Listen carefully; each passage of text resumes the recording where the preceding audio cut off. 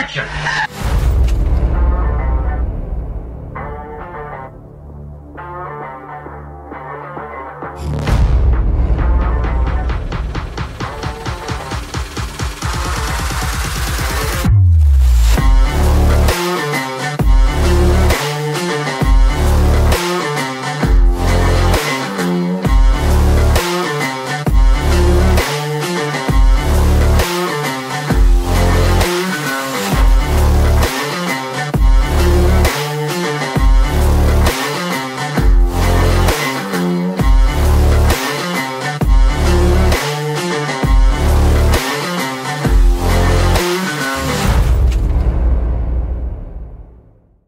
Salut tout le monde, salut les cinéphiles, bienvenue pour une nouvelle critique.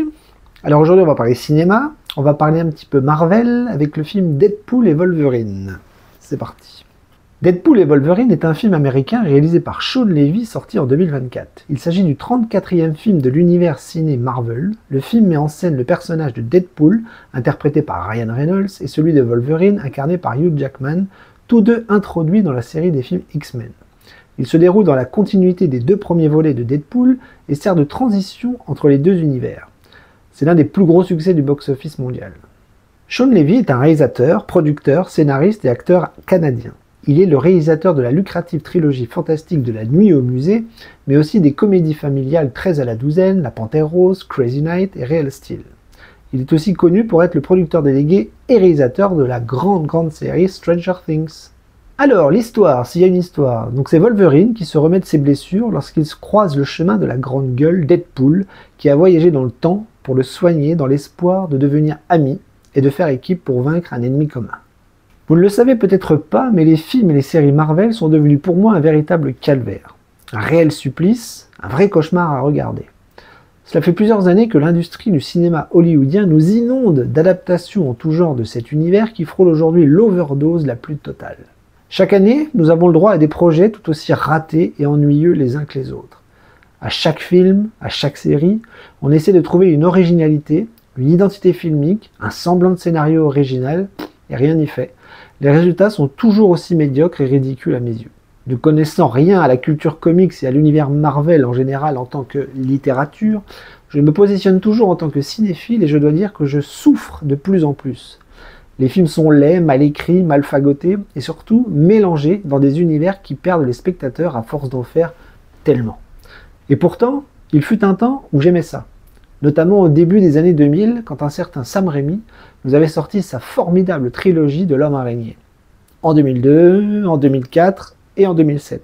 Cette trilogie marquait à tout jamais l'histoire du cinéma en ouvrant une brèche, vite refermée, et une époque bénie en termes d'adaptation cinématographique de super-héros.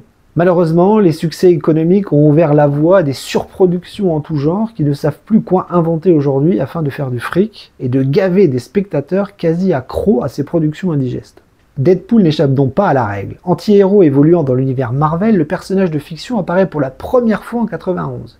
C'est à l'origine un super vilain qui évolue ensuite pour devenir le personnage d'anti-héros que l'on connaît aujourd'hui. Deadpool est un mercenaire défiguré doté d'une capacité surhumaine de guérison, ce qui augmente ses capacités lui permettant d'effectuer des prouesses physiques.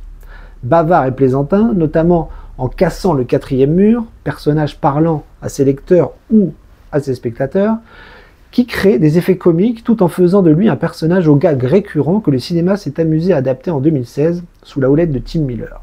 Malheureusement, le résultat fut pour moi un échec. Film ressemblant plus à un one-man show de 2 heures plus qu'à un film construit, pensé, bien écrit et correctement mis en scène, l'ennui m'a très vite saisi face à autant de médiocrité narrative, de gags pipi-caca, de blagues en dessous de la ceinture et de pauvreté visuelle.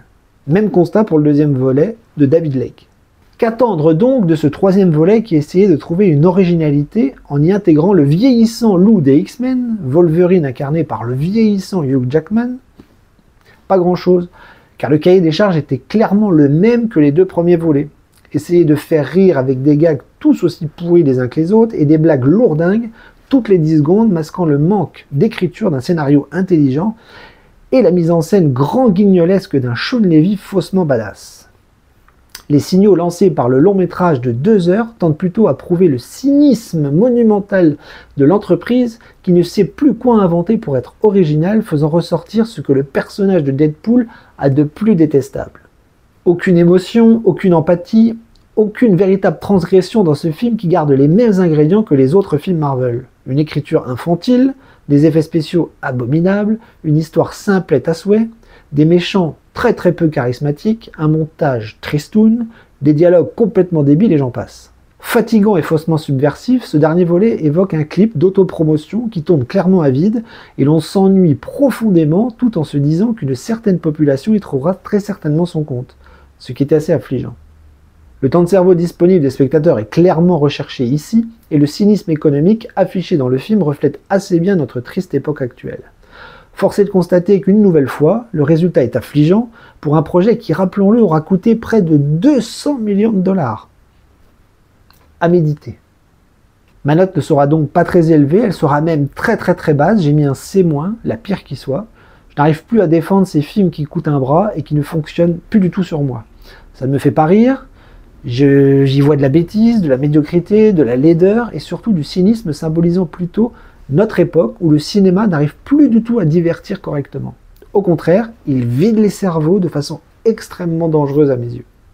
Voilà, je ne suis pas sûr que ma critique vous aura donné envie de voir ce 3e volet de Deadpool.